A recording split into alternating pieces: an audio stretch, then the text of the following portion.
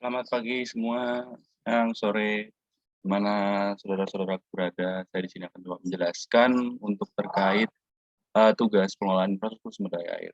Nama saya di sini Afrikanus Noval dari BSD Reguler dengan NIM 25821028. Ya, di sini saya mempunyai langkah perencanaan untuk penanganan pengelolaan infrastruktur sumber daya air, yaitu dari pertama ya dari pendataan isu, kemudian kita melakukan edukasi, kemudian kita lakukan survei, investigation, and design, kita menghitung pembiayaannya, dan di situ kalau perlu ada land acquisition atau pembelian lahan, kita akan melakukan pembelian lahan, kemudian akan ada construction, dan terakhir yaitu langkah operation and maintenance. Nah, dari pendataan isu kita harus mendata dulu nih, ada isu-isu apa saja yang untuk pengelolaan sumber daya air itu. Nah, saya coba mengambil sini sebagai contoh yang di Citarum, terus melakukan pendataan isu, apakah terdapat isu sosial, isu pembiayaan, isu konstruksi, dan lain sebagainya. Terus kemudian isu-isu tersebut kita inventarisasi untuk dilakukan pembahasan FGD-nya dan lain sebagainya untuk melakukan perencanaan jangka pendek, menengah, panjang untuk pengelolaan sumber daya air di Citarum. Nah, terus kita juga harus membahas dalam FGD tersebut regulasi apa nih yang baik untuk seluruh pihak dan penegakan dan langkah-langkah untuk melakukan penegakan hukum di wilayah Sungai Citarum.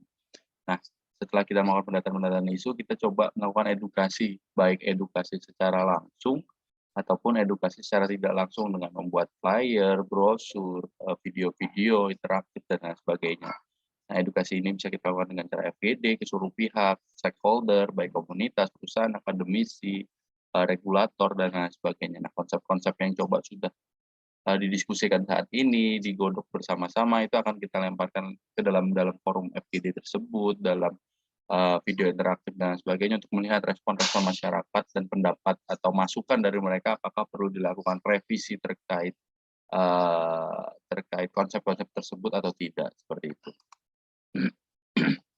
Nah, konsep edukasi ini harus kita lakukan perlahan dan sedini mungkin agar semua pihak atau semua stakeholder itu melakukan uh, penerapan penerapan konsep yang sudah akan kita lakukan, seperti untuk tidak mencemari lingkungan, menggunakan air yang tidak berlebih, tidak membuang sampah, dan lain sebagainya. Kegiatan edukasi ini yang tadi seperti saya bilang bisa dilakukan di media massa seperti media cetak, koran, atau media elektronik, televisi, radio, Instagram, TikTok, YouTube, dan lain sebagainya. Dan perlahan-lahan itu akan mencoba merubah kebiasaan buruk masyarakat di lapangan seperti itu. Walaupun kita pahami nanti biaya produksi untuk edukasi ini cukup mahal, tapi kita perlu yakini bahwa perlahan masyarakat itu bisa diubah untuk ke arah yang lebih baik.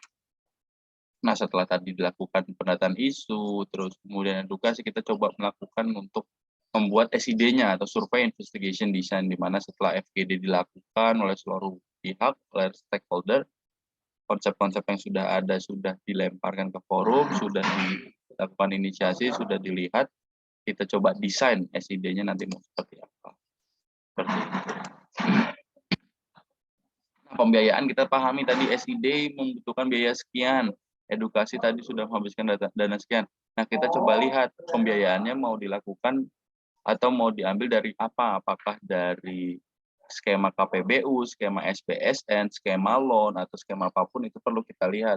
Perlu kita cermati bersama mau dari mana pembiayaannya, karena kita pahami fiskal negara kita atau fiskal daerah pun juga terbatas, maka dari itu kita harus melihat ada sumber-sumber pembiayaan dari mana saja untuk melakukan pembangunan ini, apakah rupiah murni, loan, atau skema yang lainnya, seperti itu. Nah, land acquisition juga harus berjalan dengan baik, harus humanis dan adil, tidak ada keberpihakan di situ, tidak menyulitkan warga, kita saling bahu-membahu untuk pembangunan bersama. Apakah dibeli, apakah dilakukan skema lahan diberikan ke negara tapi warga itu dipindahkan ke lokasi yang sudah disiapkan, seperti misalkan di Jakarta ada beberapa proyek seperti penataan Sungai Ciliwung, itu beberapa daerah dipindahkan ke Rusunawa. Itu perlu kita bahas konsep-konsep land acquisition yang terbaik dan tidak menyulitkan seluruh pihak, seperti itu. Nah, construction ini kita harus melakukan pengawasan dengan baik agar tidak ada korupsi di sana, pembangunan maksimal, infrastruktur yang dihasilkan juga baik, dan tidak ada pengurangan bahan atau apapun itu. Nah, jangan lupa di mana konstruksi yang bagus bertahan lama itu karena ada ada keterlibatan warga yang membangun di situ atau warganya dilibatkan untuk membangun agar warga sekitar itu merasa memiliki terhadap infrastruktur yang dibangun nantinya, seperti itu. Nah, langkah OM itu sendiri juga setelah construction, operation maintenance itu perlu dilihat mau bagaimana, apakah pembiayanya full dari negara atau di KPBU-kan atau lain hal sebagainya. Nah, itu perlu dibahas lagi lebih lanjut. Nah, ketika ada denda yang akan dikenakan, nah denda itu bisa kita masukkan ke dalam PNBP yang nantinya juga akan kembali untuk melakukan operation and maintenance. Bukan hanya denda biasa yang masuk ke negara, namun tidak ada skema denda tersebut dimanfaatkan untuk melakukan operation maintenance di infrastruktur yang sudah dibangun. Seperti itu. Atau retribusi-retribusi yang dikenakan, misal untuk perusahaan yang membuang limbah itu dikenakan retribusi untuk pengelolaan limbahnya dan sebagainya. Ini perlu dibahas lebih lanjut, lebih detail, agar maksimal nantinya di kemudian hari. Seperti itu. Nah, ini wasiat saya pada anak cucu ini bahwa kita harus menjaga air, kita harus menjaga sumber air agar tidak hanya bisa dirasakan generasi saat ini, tapi di kemudian hari kita bisa merasakan sumber air tersebut. Dan jangan lupa kita harus menjaga sumber daya air tersebut agar ekonomi kita kembali bangkit, air menjadi bersih, kita bisa menjadi manfaatkan air itu semurah dan bisa efisien mungkin, seperti itu. Ini doa saya yang akan yang saya coba coba berikan menurut tata cara Islam, yaitu alhamdulillahirabbil alamin wassalatu wassalamu ala asyrofil anbiya'i wal mursalin wa ala alihi washabihi ajmain, amma ba'd. Ya Allah, ya Tuhan kami, lindungilah kami dari segala mara bahaya, maafkanlah kami yang kufur nikmat ini. Kau berikan kami air dari langit, namun kami malah berteriak agar nikmat itu tidak turun. Kami kufur nikmat karena kami tamak mengeksploitasi sungai-Mu, ya Allah. Kami sadar, kami khilaf bahwa Kau turunkan nikmat itu agar kami bisa hidup. Ya Allah, Tuhan kami, maafkanlah hamba-Mu ini yang kufur akan nikmat-Mu. Janganlah azab kami dengan azab-Mu yang amat pedih. Kami akan merubah kaum kami, ya Allah, agar Kau tetap memberikan nikmat tersebut, agar kami tidak kekeringan dan merasakan neraka di dunia ini. Subhanakallahumma wa bihamdika asyhadu an la ilaha illa anta astaghfiruka wa atubu ilaika. Rabbana atina fid dunya hasanah wa fil akhirati hasanah wa qina adzabannar. Amin, amin. Itulah doa saya untuk para penerus bangsa ini agar sumber daya air semakin baik ke depannya. Nah, kemarin saya sudah coba untuk ke situ Jatinangor bersama Afif. Di sana saya melihat bahwa situ ini juga selain untuk mungkin mereduksi banjir di daerah sekitar Jatinangor, situ ini juga bisa kita lihat bisa dimanfaatkan sebagai lahan pembelajaran untuk mahasiswa dan juga bisa menjadi sumber air untuk ITB Jatinangor itu sendiri. Nah, ini gambar-gambarnya. Nah, ini videonya, video penampakan secara keseluruhan.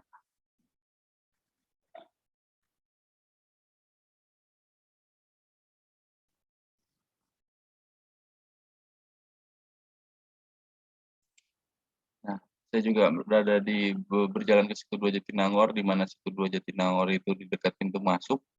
Ini juga sama, kurang lebih konsepnya dia bisa untuk sebagai reduksi banjir ataupun jadi sumber daya air.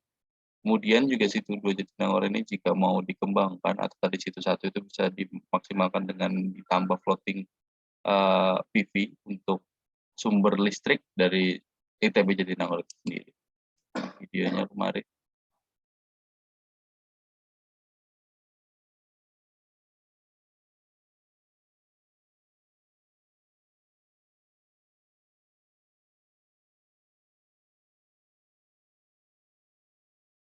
Video lokasi keseluruhan Situ 2 Jatinangor. Ya, nah terus kemudian terkait masalah sampah seperti yang di Gede Bage yang Pak Agung sampaikan. Kemarin saya minggu lalu melakukan FGD di daerah Kebumen bersama Koktan dan petani champion di lokasi di daerah Mirit, di mana sana saya belajar untuk bagaimana membuat pengelolaan sampah baik dari maggot BSF ataupun dari ember tumpuk. Nah, ketika ember tumpuk, konsepnya sederhana, di mana di bawah dibuat keran, terus kemudian ember-ember dibolongi agar air bisa turun ke ember yang paling bawah, dan dilakukan penyiraman air lindi atau yang bisa dibilang air air mikrobia aktifnya dilakukan penyiraman selama 30 hari berturut-turut sampai tidak bau. Ketika air sudah tidak bau, maka pupuk di atas kompos sudah jadi dan pupuk POC di bawahnya itu pun juga sudah jadi. Ini bisa dimanfaatkan untuk, pemupukan ataupun pengolahan sampah kompos yang saat ini cukup banyak dan masif di lapangan. Dari food waste itu sudah sangat masif, maka pengelolaan sampah dengan ember tumpuk ini bisa menjadi solusi untuk mengurangi sampah-sampah yang ada di, pasar ataupun di manapun itu. Seperti itu, namun ini perlu keseriusan dari seluruh pihak karena proses pembuatannya itu juga cukup memakan waktu dan membutuhkan kesabaran untuk agar hasilnya maksimal dan tidak mempunyai bau yang sangat menyengat. Maka ini perlu keseriusan dari seluruh pihak yang mau untuk melihat ini sebagai sumber pendapatan ekonomi tambahan lain. Kemudian juga ada Prof. Arif dari IPB, yang ini diajari oleh, Pak Nasib dari UGM, dari Ilmu Tanah UGM, dan kemudian Prof. Arif dari Teknik Lingkungan IPB, di mana konsep pengelolaan sampah menggunakan media maggot BSF. Eee, Maggot itu adalah larva dari black soldier fly itu sendiri, dan kita juga harus menjaga siklus kehidupan black soldier fly agar mendapatkan maggot yang maksimal. Nah, maggot yang sudah mencerna sampah organik yang kita berikan ke maggot dan dimakan oleh maggot, maka maggot itu pun bisa menjadi sumber protein tambahan lainnya, baik untuk manusia ataupun untuk hewani.